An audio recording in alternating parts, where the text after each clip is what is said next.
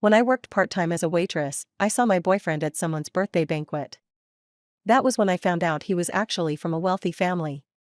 He had always been critical of me, insisting that roses were useless and impractical. Yet on that night, he ordered 999 roses to celebrate another girl's birthday. It also happened to be my birthday. I quietly watched it all unfold and chose to walk away. Later, I blocked all his contact information and left the city. That was when he lost his mind. I met Kerwin during a part-time job in college. We worked at a cafe near campus.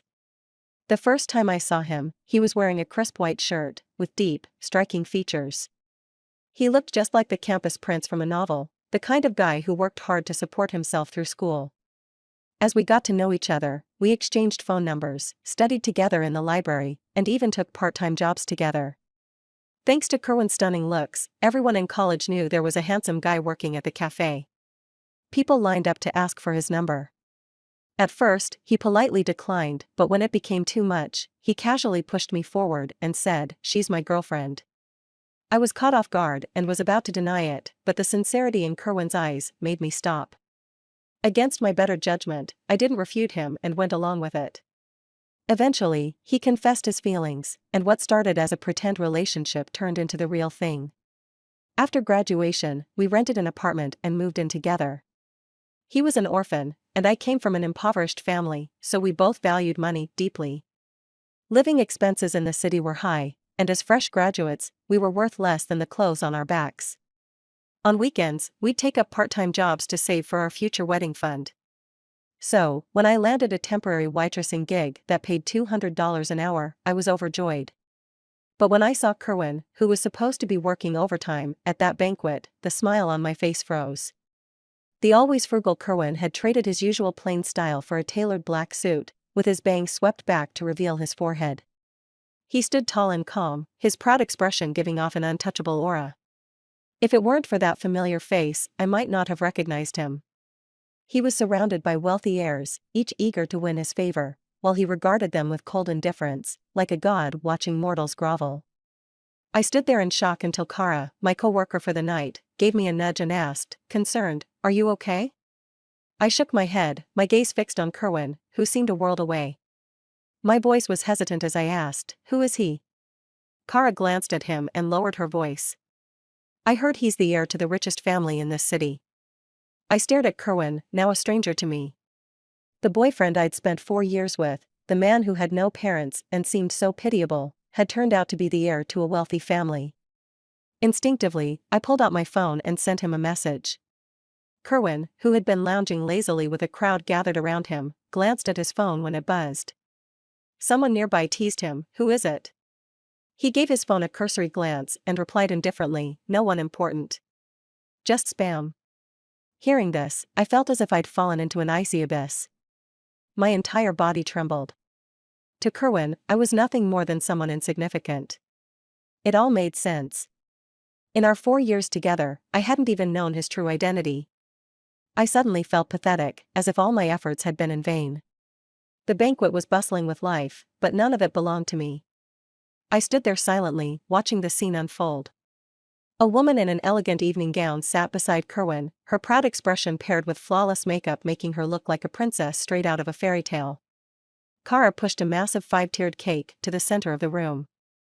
Its sweet scent of cream and fruit filled the air even from a distance. Guests began presenting their gifts to the woman, with Kerwin making the grand finale. He gestured for someone to bring in 999 roses. The woman was so moved that she covered her mouth with her hand, tears welling up in her eyes. The crowd cheered, and I stood among a few others in mascot costumes, awkwardly holding the roses. My eyes stung, but no tears came.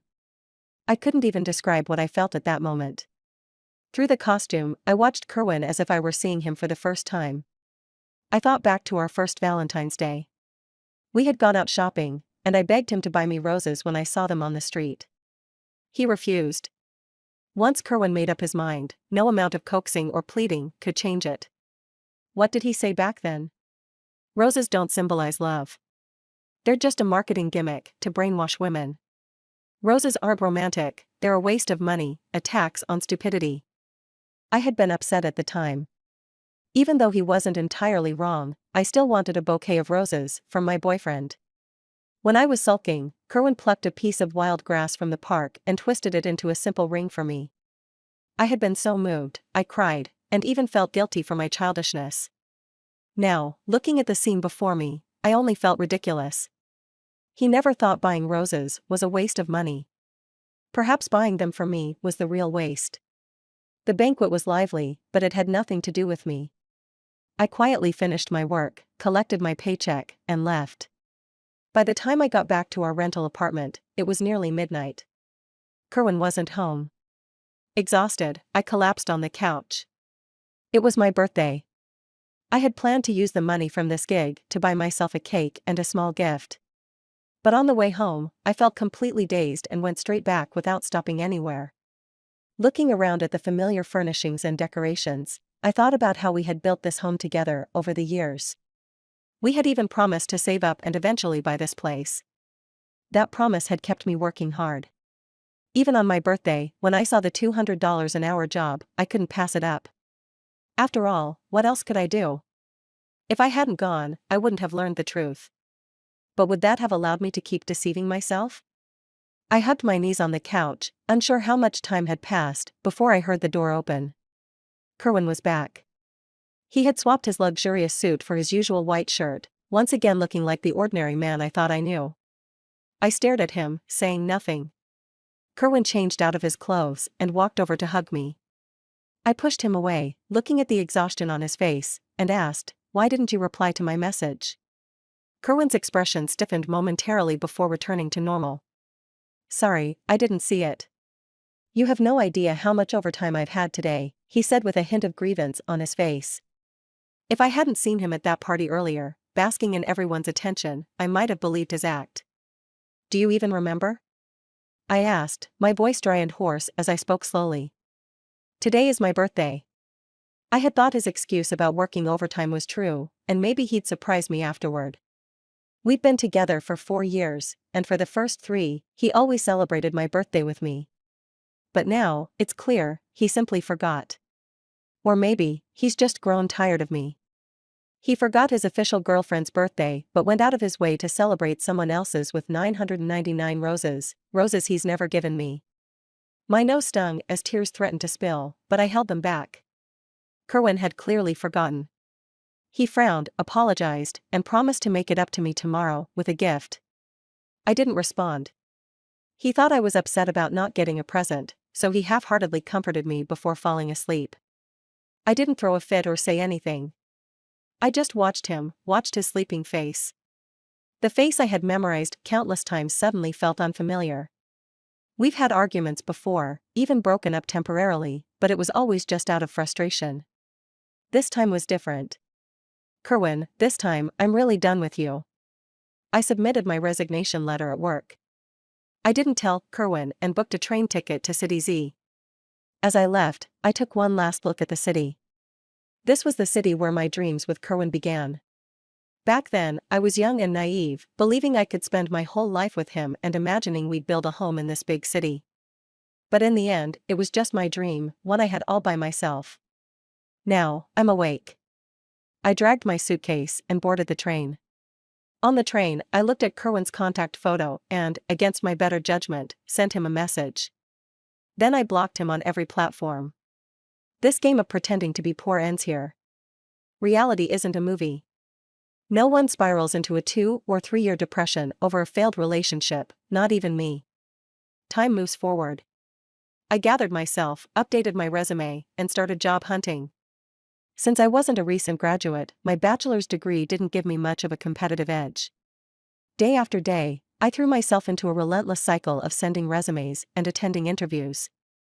Thankfully, I had saved up a decent amount of money during my years with Kerwin, hoping we'd use it to build a home together.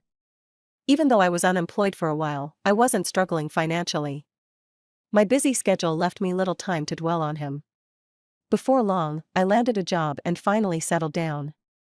My life became routine, commuting between my office and my rental apartment, living quietly on my own. I thought this world was big enough that, after leaving this city, I'd never cross paths with Kerwin again. But fate, or perhaps irony, had other plans. During an interview at my new company, I saw him again. Kerwin was sitting in the manager's office chair. In just a few months, he had returned to his true identity, a tailored suit fitting him perfectly, looking every bit the man I had seen that night at the party. Of course, he was never some poor boy to begin with. I handed him the document, pretending not to recognize him, and maintained a professional demeanor. Just as I was about to leave his office, I felt someone grab my wrist. I looked down at the hand holding me and followed it up to Kerwin's face.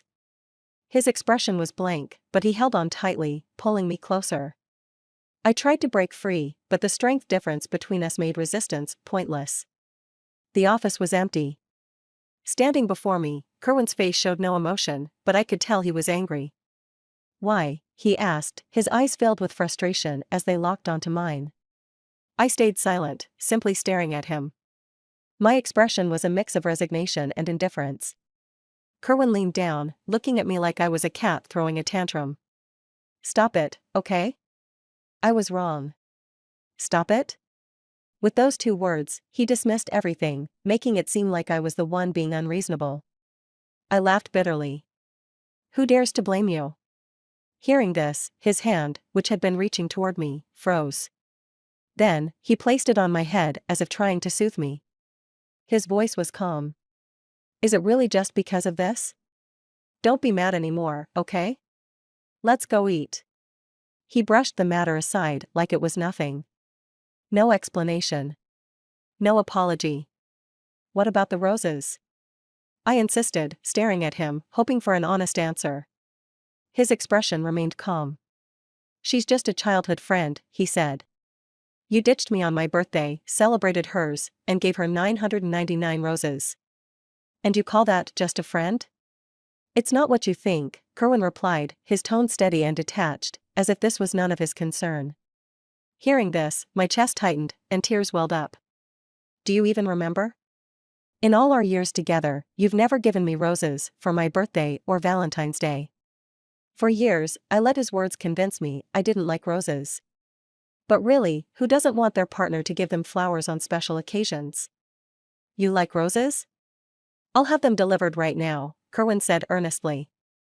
I looked at him, this man who still didn't understand what he'd done wrong. Maybe I was wrong from the start. "You don't love me," I said, shaking off his hand and walking toward the door. As I reached for the handle, his voice came from behind. "Ingrid, my patience has its limits. I've already explained myself. What more do you want?" I opened the door. "If you walk out of this room, I won't try to stop you again," Kerwin warned, using our relationship as leverage. "This is the end for us," I said, stepping through the doorway without hesitation. Looking back, I wondered why I hadn't seen it sooner. Kerwin had made it clear many times, he didn't love me. Every time we argued, I was always the first to back down. Maybe my willingness to compromise made him feel invincible. This was the first time Kerwin had lowered himself to apologize to me. He probably didn't believe I'd leave him for good. But he was wrong. At work, I buried myself in tasks. But trouble found me anyway. My once friendly colleagues began targeting me. Projects were repeatedly rejected and sent back for revisions. I was often singled out to stay late after hours. Conversations among colleagues would stop abruptly when I walked into the room. I knew this was all Kerwin's doing. After 4 years together, I understood him better than anyone. He seemed indifferent on the surface, but he held grudges. What he once directed at others, he now turned on me. That night, like clockwork, I was left alone in the office to work overtime. The empty room echoed with silence as my thoughts drifted. I couldn't help but remember how Kerwin used to be when we first met. Back then, maybe it was the novelty, but he was always so gentlemanly. In the early days of our relationship, we'd often go to the library together. He'd patiently explain assignments to me, and when I got distracted staring at him, he'd tap my head with a pen, his ears turning red as he told me to focus. Maybe it was the freshness of it all, or maybe, in some fleeting moment, Kerwin truly loved me. But now, I no longer care to figure it out. A lie is still a lie. No matter how beautifully it's wrapped, its essence will never change. It must have been the relentless overtime these past few days that left me slumped lifelessly in front of my computer. I hadn't even finished the work in hand when my department manager called me into his office for one of his usual lectures. It was nothing more than a stream of harmless criticisms, but as I watched the balding middle-aged man grimace and rant, I couldn't help but recall his sycophantic demeanor in front of Kerwin. The contrast was almost comical. I knew exactly what this was about, currying favor with Kerwin. The manager's fleshy face contorted dramatically as he pointed a finger at me and launched into a tirade of insults. Before I could even process what was happening, a steaming cup of coffee was dumped over my head. The hair I had carefully styled before leaving home that morning was now soaked with thick, scalding coffee. The hot liquid dripped down my hair, onto my cheeks, and soaked into my clothes. I looked utterly pathetic.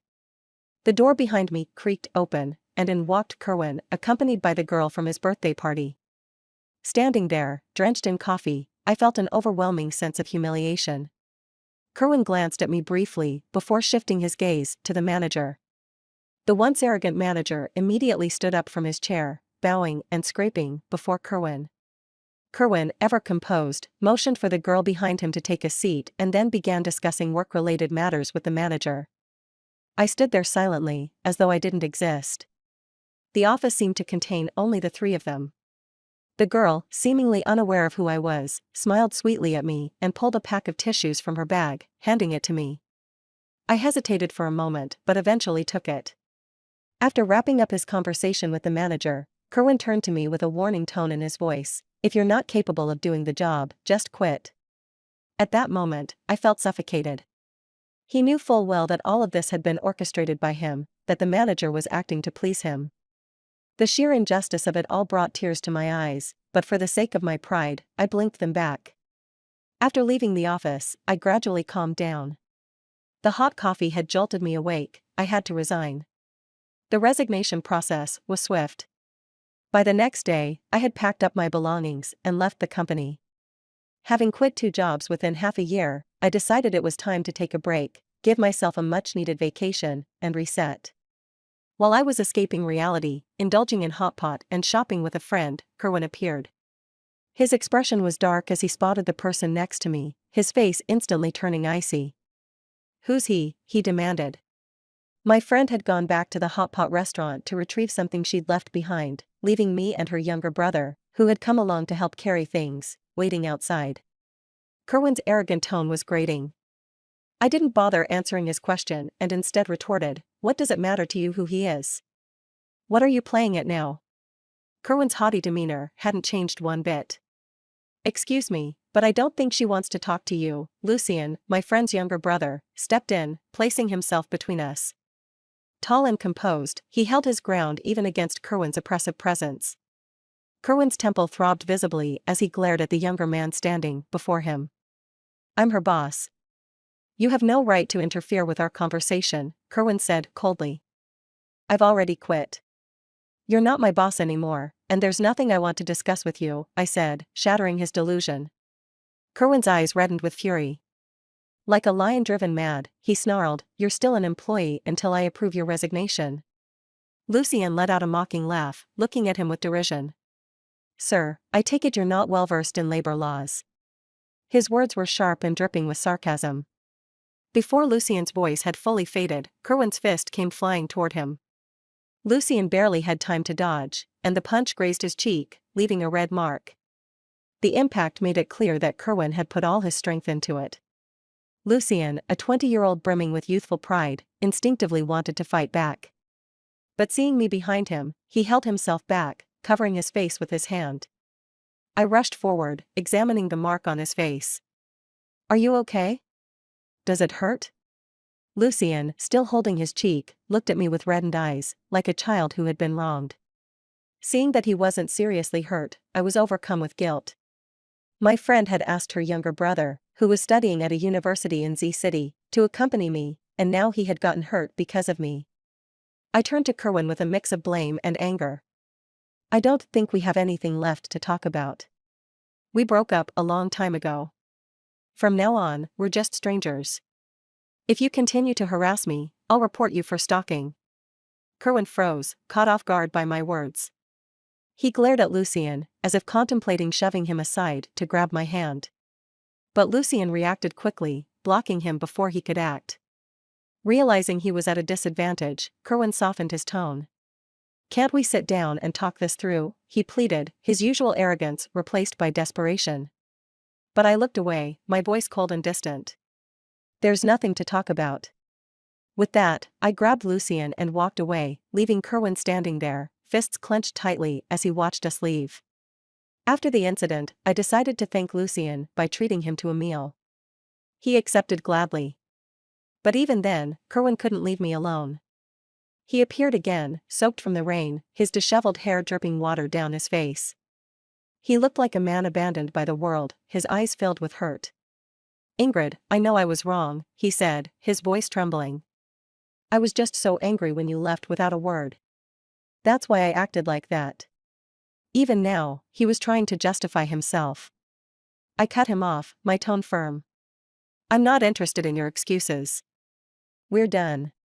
I told you before, if you show up again, I'll call the police."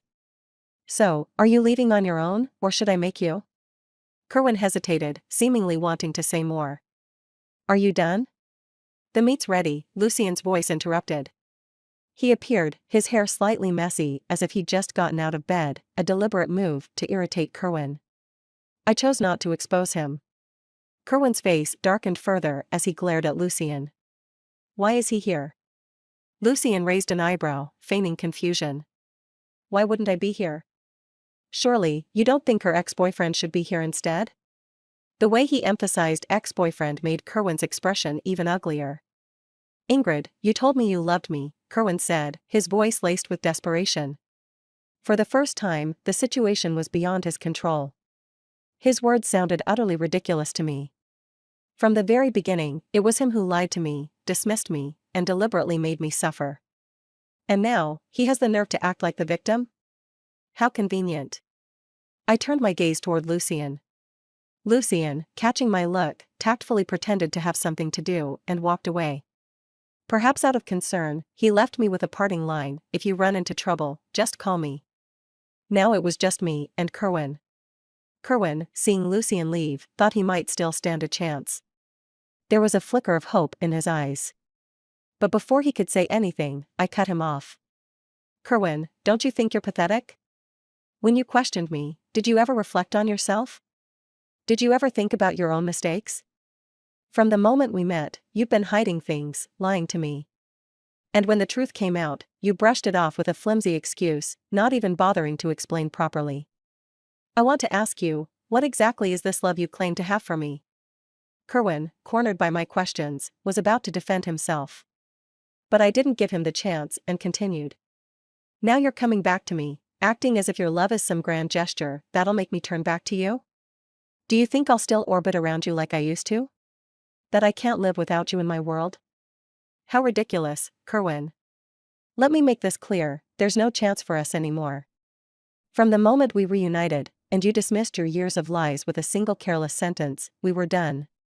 Kerwin grabbed my shoulders, his eyes reddened as he stared at me. "Listen to me. I love you. I really do. I just. Just what?" I looked at him coldly, watching his helplessness and disarray. "You just don't love me. You just saw me as a toy to play with, didn't you? Admit it, Kerwin. You don't love me, you only love yourself. You're coming back to me now, because you can't stand the idea of losing." It was as if I had hit a nerve. Like a cat whose tail was stepped on, Kerwin panicked. He tried to prove his so-called love for me, spewing a bunch of meaningless words in a desperate attempt to justify himself. I didn't want to waste more time on him and told him to leave. Before he could say anything else, I shut the door in his face and walked back into the room. Jenny, my roommate from high school and college, had been there to witness my relationship with Kerwin from our university days through our early careers. When she saw me return, her eyes lit up. "So? How did it go?" I was confused and sat down in my chair.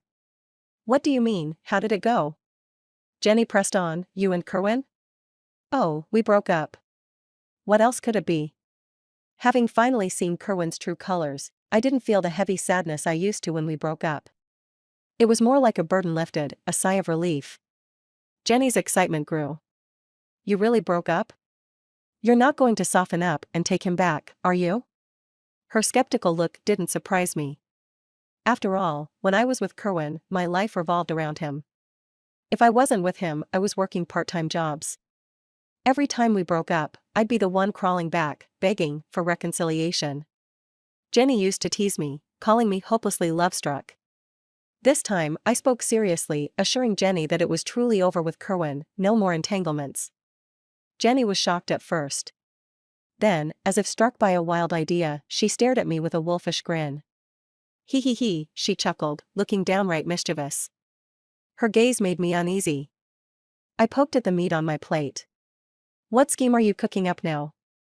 Jenny looked a bit sheepish, her tone suddenly hesitant. What do you think of my brother Lucien?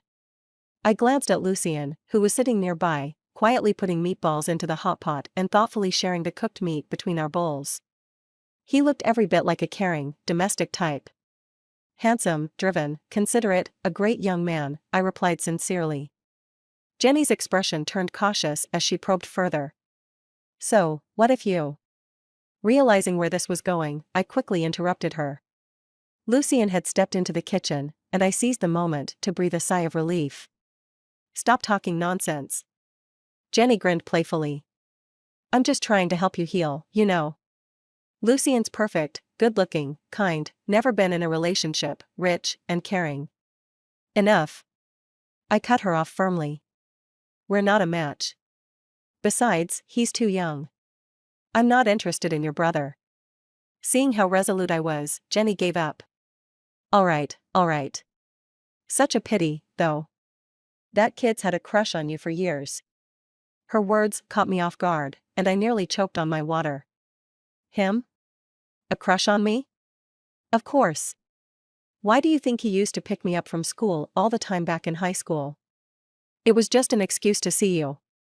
I glanced at Lucien, who had just returned from the kitchen, and motioned for Jenny to stop talking. And with that, the topic was dropped. After the hot pot, Jenny and her brother helped me clean up. Then, Jenny and I launched into full-on bestie chat mode, while Lucien quietly sat in a corner playing on his phone. By evening, Jenny decided to stay the night since it had been ages since we'd had a proper catch-up. Lucien, however, opted to head back to his dorm. When Jenny went to shower, I walked Lucien to the door to see him off. As I was about to say goodbye and lock the door, Lucien reached out, his long arm shutting the door with a thud. He leaned against the door, trapping me between him and it. Looking down at me with his clear, intense eyes, the boy who was usually sunny and approachable now exuded an almost predatory air. I'm not a kid anymore. I'm an adult now. His ears were red as he spoke, his gaze unwavering and filled with determination. Jenny's words about Lucien's longtime crush on me echoed in my head. Faced with his earnestness, I was at a loss for words. I admit, for a moment, I was spellbound. Before I could respond, Lucien straightened up, as if afraid to hear a rejection. See you tomorrow, he said hastily before turning and leaving in a flustered rush. After that near confession, Lucien seemed to find every opportunity to strike up a conversation or orchestrate accidental encounters. I lost count of how many times this month I'd seen him following me. Today, I rubbed my temples as I looked at his puppy dog face. Don't you have classes to attend? Why are you following me around every day? Lucien widened his clear eyes innocently. Didn't you know? It's break time. I smacked my forehead, realizing I'd been working so long I'd completely forgotten students even had holidays. As someone who had watched Lucien grow up, I couldn't bring myself to outright reject him. Instead, I gently suggested he spend his break doing something meaningful to enrich his life. The subtext was clear: stop following me. Perhaps it was the wounds from my last relationship, but I wasn't ready to jump into something new. Emotional recovery doesn't happen overnight. Besides, Lucien was my best friend's younger brother, a boy I'd seen grow up. Hurting him wasn't something I wanted to do. But Lucien acted like he didn't understand my hints, playing dumb. When I mentioned it to Jenny, hoping she might talk some sense into her brother, she surprised me by brushing it off entirely. Instead, she started gossiping about me and Lucien, clearly enjoying the drama. At the start of the school semester, just when I thought Lucien would finally settle down after returning to campus, he went ahead and rented an apartment directly across from mine. When I opened the door and saw Lucien standing opposite me, he greeted me with a grin. "What a coincidence," he said. Was it really just a coincidence? In truth, Lucien was like an overly clingy presence that I simply couldn't shake off. There were times when I'd had enough and firmly expressed my rejection to him. But Lucien was like an indestructible cockroach. Just when I was at my wit's end, he'd take a thoughtful step back. Then, slowly but surely, he'd inch closer again. This cycle repeated endlessly, leaving me both exasperated and helpless. The only upside to Lucien moving in across from me was gaining access to a top-notch chef whose meals I could conveniently borrow. Given my subpar cooking skills, barely edible at best, and the fact that Kerwin was no better in the kitchen, we often just made do with each other's lackluster attempts at meals. But Lucien's cooking? I strongly suspected he had trained at some professional culinary school. Every time I vowed not to impose on his cooking anymore, the delicious aroma wafting from his apartment next door would weaken my resolve, and I'd find myself wandering over again. In this peculiar neighborly relationship built on shared meals, Lucien and I grew closer. As time went on, the wounds from my relationship with Kerwin slowly healed, leaving only faint scars. I found myself thinking about the past less and less. I sent out resumes, secured a new job, and started focusing on building my own life again. Once I started working, Lucien would wait for me to get off work every day. Over time, this evolved into him picking me up after work. At first, I told him not to bother, but he insisted. And so, our relationship settled into this strange in-between stage, more than friendship, but not quite lovers. Lucien never pushed for more. Apart from being incredibly good to me, he held back, afraid of putting too much pressure on me. Everything changed one evening on my way home from work. I ran into a drunken thug who started harassing me. Before I could react, Lucien appeared and, seeing what was happening, punched the guy several times without hesitation. It wasn't until the police came to mediate that the situation finally ended. Lucien walked away from the fight with a gash on his face from the scuffle. As I treated his wound, he sat there quietly, staring at me intently. When I moved my hand away, Lucien grabbed it. His voice was steady yet gentle as he confessed his feelings to me. He said he was terrified of what might happen if he failed to protect me. I couldn't deny it, I was moved. So, I said yes. Lucien wrapped me in his arms, grinning like a giddy fool, as if he were the spoiled son of a wealthy family who had just gotten his way. I saw Kerwin again at a class reunion. The once dashing man who had always cared about appearances now seemed utterly defeated. He sat alone on the couch, drinking excessively, a shadow of his former self. A few old classmates mentioned that his family's company was on a steep decline, and Kerwin had lost all motivation. His family had already begun grooming a new heir. After the reunion ended, I waited at the door for Lucien to pick me up. Kerwin, reeking of alcohol, approached me. Just as he opened his mouth to say something, Lucien's car pulled up. Kerwin froze, his expression filled with sadness as he asked, "Are you with him now?" I got into the passenger seat of Lucien's car and glanced at Kerwin, who was standing by the road. Speaking in the tone of someone addressing an old friend, I said, "The past is in the past. What's meant to be let go should be let go. I wish you happiness moving forward." Lucien leaned over to buckle my seatbelt before starting the car. Through the rearview mirror, I saw Kerwin cover his face, crouching down like a helpless child, sobbing in regret. But unfortunately, there's no medicine for regret in this world. End.